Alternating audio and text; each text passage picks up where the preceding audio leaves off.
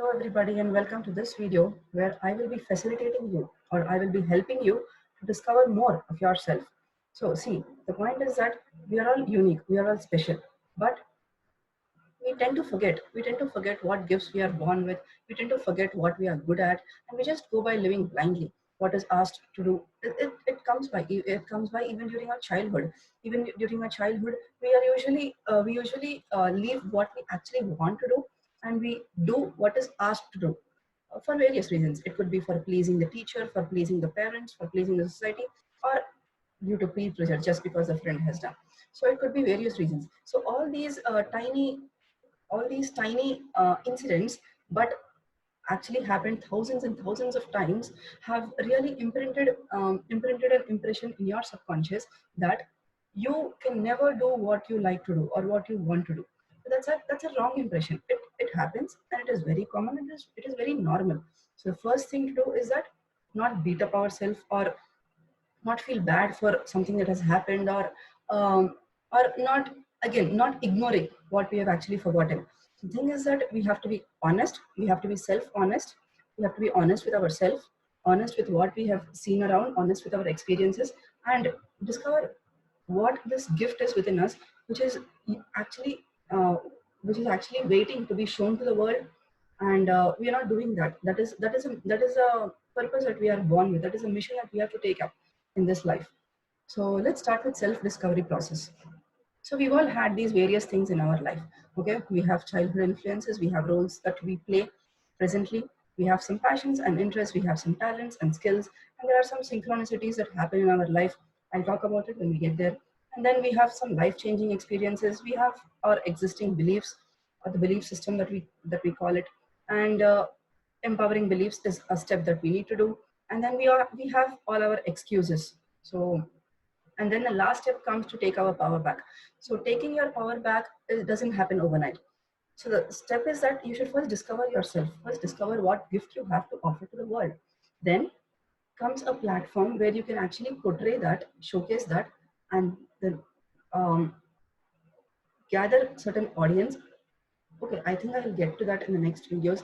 It may be overwhelming for you at this point, but okay, today let's just keep it to self-discovery process. How we take this gift of ours and build an online business, or build a career out of it, or build a business out of it. I'll keep it to the next video. Okay, I don't want to confuse you right away. So let's start this. Let's start this. Let's do this today. So now let's look at some of the childhood influences that we have. So as I've mentioned, we are all influenced by our caretakers, by the immediate family members, by the teachers, by our neighbors, by the society, by the community, and in general by the culture and by the all the rules that we've lived in, that we've grown up with. So just have a pen and paper with you now and do this exercise. Do this. Keep writing down as I am talking. So you can just pause this video and keep answering all these questions. Do that. Do that if you want to go to a better version of yourself. If you think you have something unique in you and you're not able to know that, or you're not able to get to use that, you have to do this exercise. So this is kind of self-work that each of us has to do, and also we have to keep doing it frequently or quite often, but we don't do it. It's like 30 years and 40 years and we still don't know what influences have played in our life, and we still don't know why we behave the way we behave. So consider this as a right time for you to do this exercise and set an intention that you will do it honestly. And yeah, just go on answering all the questions. Okay. Yeah. So now, what are some beliefs that of your caretakers? So what were their beliefs like? um, Maybe a belief that say one of your parents, or one of some carrier, not just parent, maybe the grandparent or whoever is in your family, would say, oh, this is very difficult, I can't do. So somehow the child, any child, the subconscious of the child picks up that statement and it gets imprinted within. So, and very unknowingly, very unconsciously, we start living our life with those impressions, with those wrong imprints, with those limiting beliefs. So let's dig further.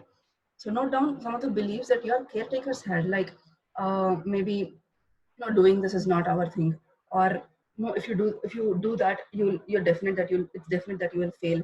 Something of that sort. You could just think over, and write down. What were the rules about life? What were their rules about life? So how did they treat life as? So is it that to be successful, To be successful you should be doing only so and so job, or to be successful you should be earning so and so things, or so and so salary or something like that. What are their rules about life, or what is the definition of success to them? And what are some inner rules that they have, like maybe, okay, to for you to portray as a good girl, you should be, okay, I'm telling you a very simple thing. So for you to portray as a good girl, you should be completing your food. And for you to portray as a good girl, you should never, never, never say no to any adult. So these are some rules that we actually taken up, and very subconsciously it's like imprinted within us. And we tend to lose our decision making skills because of these. So yeah, so write down all those rules about life, that all the rules that they had, the caretakers had about life. And now circle the beliefs that your caretakers, of your caretakers, that you have considered as your own. Very unknowingly, again, nothing wrong, everything normal. Very unknowingly, you just consider that to be true, and you're just living by them. And star those beliefs that you know they've come from your caretakers, but you have purposefully not adopted for yourself. So there are some where we, so there are some degrees of rebellious nature again here. There are some people who can never say no, or who can never think that there is some other beliefs that I can live by. Maybe you just lived by all the other beliefs, or maybe you have certain beliefs that you have not, you have said no and you didn't take it up. Say for example, if there was a belief that your one of your caretakers had told, "No, this is a to do this," or how can I put it? So okay, you are a good girl only if you do this, or only if you're obedient in home. You should never backtalk, or you should never say no to me. So maybe that belief is what disturbed you, and maybe you are not that when you are an adult. So you could think of some beliefs that you have not taken up as your own. So, so write down all these beliefs. You could come back to this exercise and keep thinking over, because the more and more you think, the more and more answers will be revealed to you. The thing is, we've all been conditioned by all these things, like until 20 years or 30 years or 40 years or 50 years. To actually negate all that takes a lot and lot and lot of self effort. I don't say time. It takes a lot of self effort, commitment, and the willpower and the belief that you are going to do it. If you don't believe in yourself, nobody can change it, and you won't be able to do it. That's the thing. That's the point. And then what are some roles that you play? So role means we are all characters in this movie called life. So we play roles of say a mother, a daughter, a daughter-in-law, a father, a son, or an employee, or a friend, whatever it is. Again, even while playing the roles, we are very rarely our authentic self, our genuine self. Usually we model some other person who has already played that role. Suppose there are some instances where you actually feel you're acting out like your mother, that you didn't want to do but you did it. Maybe she was angry at some point of time when you were a child, and now when you are angry at your child, you somehow just acted out just the way your mother did to you. So again, we don't pay attention to all these little things in life, but though they seem little, they have a lot and lot and lot of impact in our the way we are, the personality that we take up, and everything.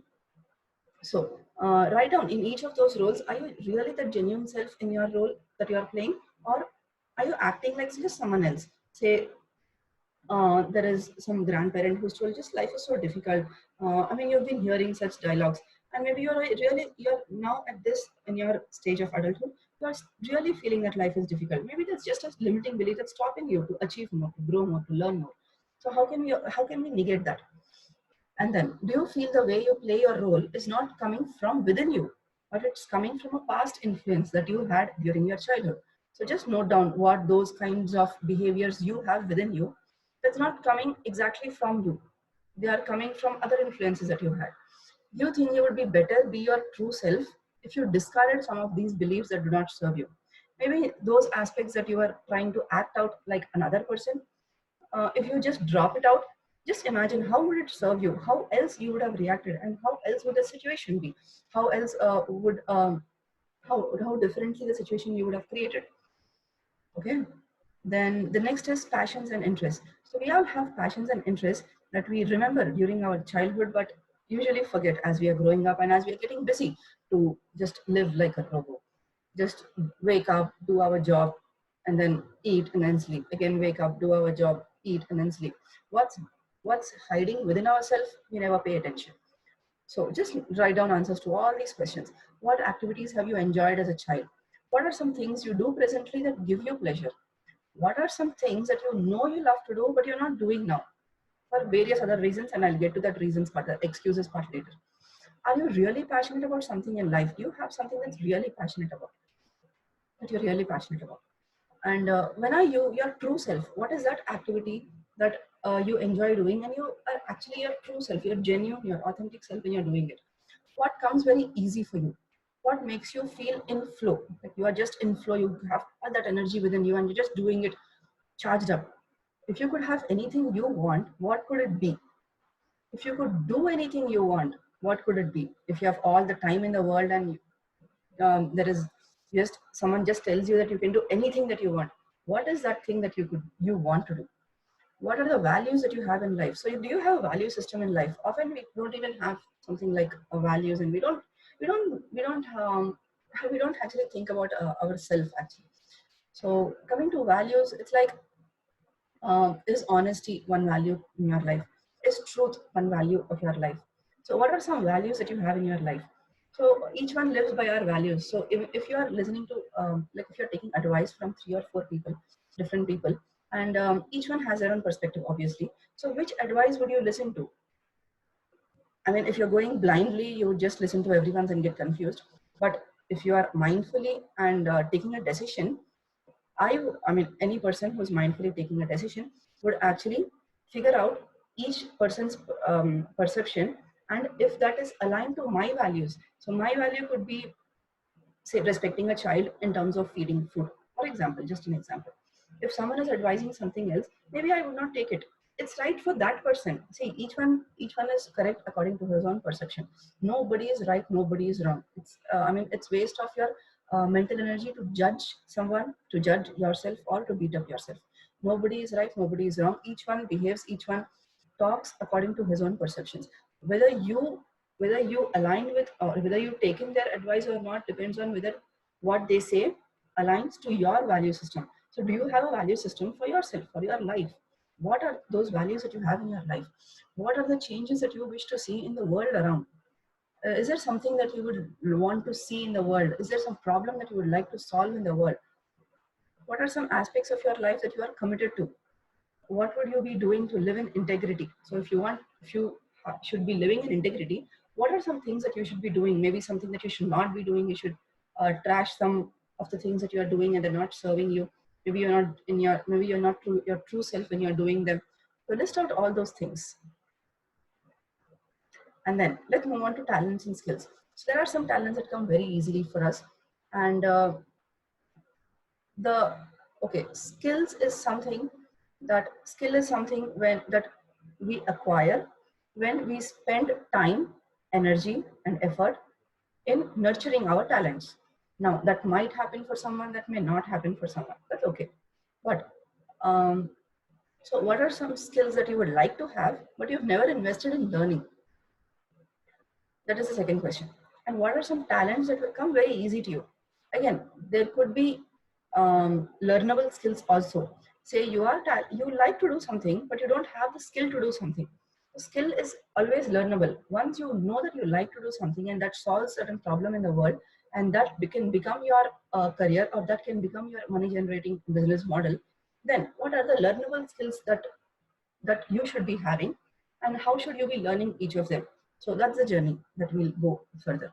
And then what gifts do you have within? So is there something that is very unique to you that you can actually portray to the world and solve that particular problem? Because it's a fact that each one of us have come here with a certain gift.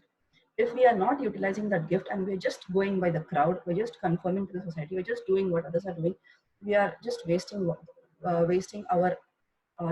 the existence of our gift within us. So we are all here with a gift, we are all here with a purpose, and we are here to take that as our mission.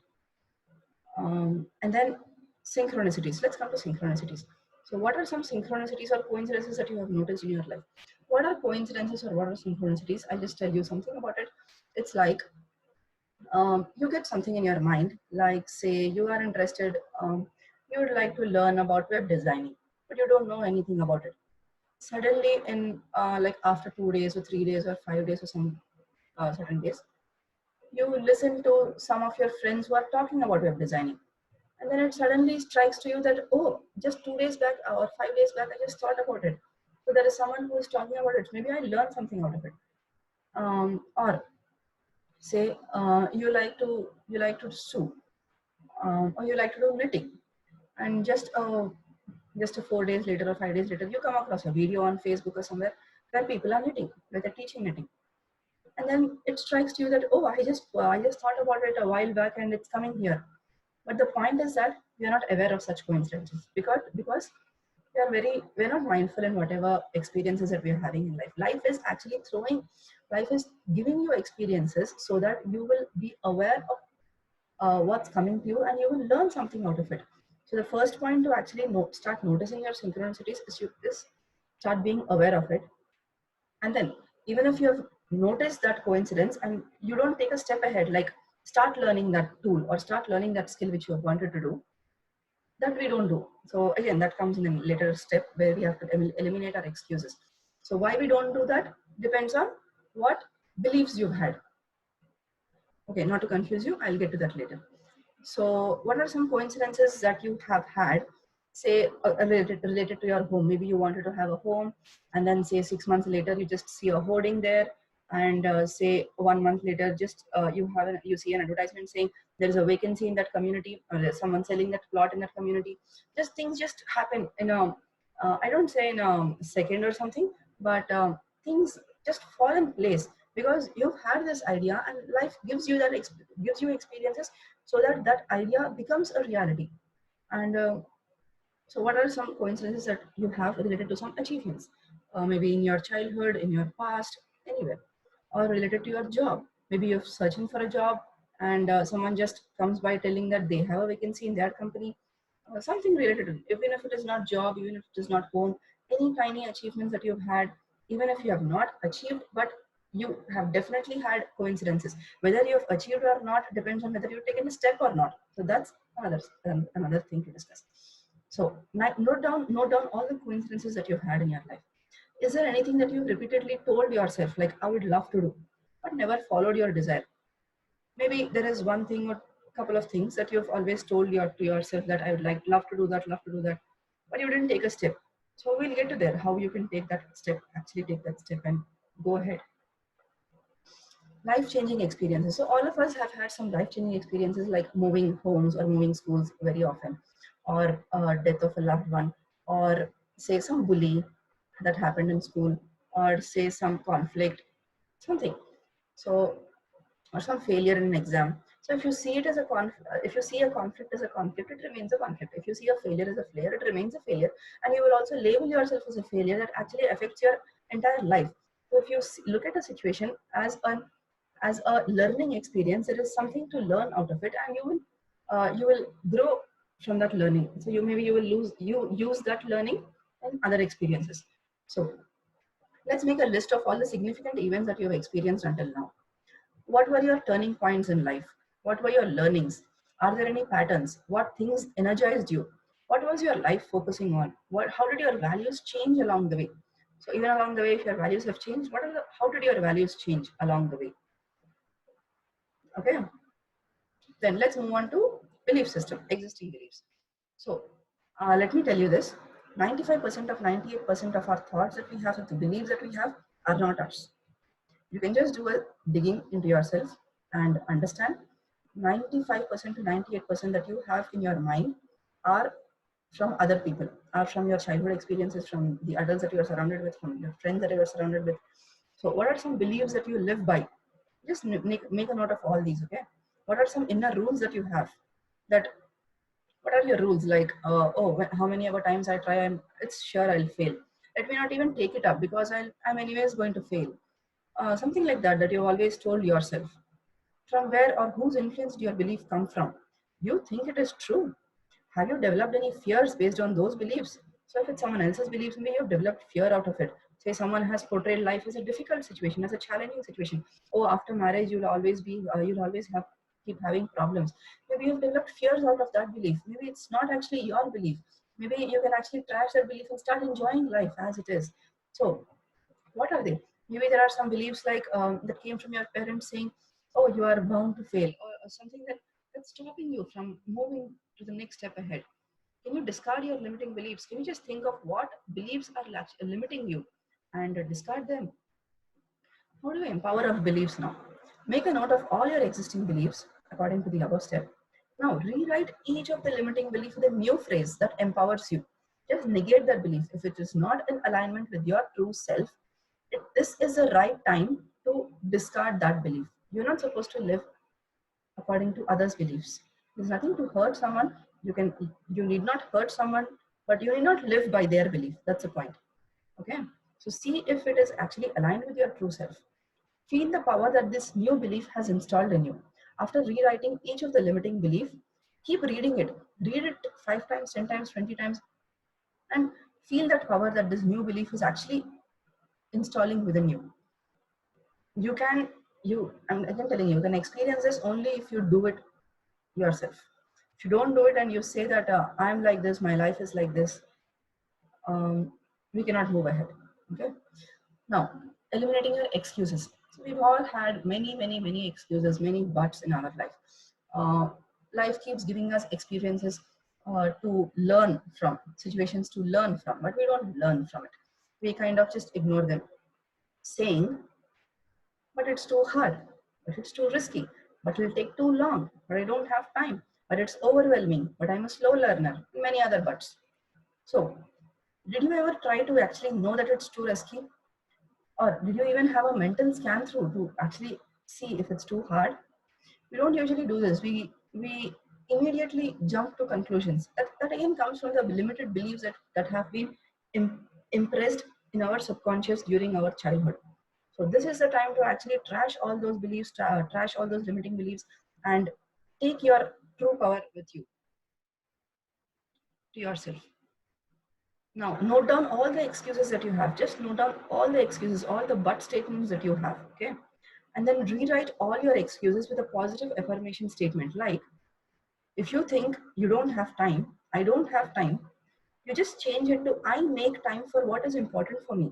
And keep rereading it until it gets imbibed in your subconscious and in your daily, day to day default habit.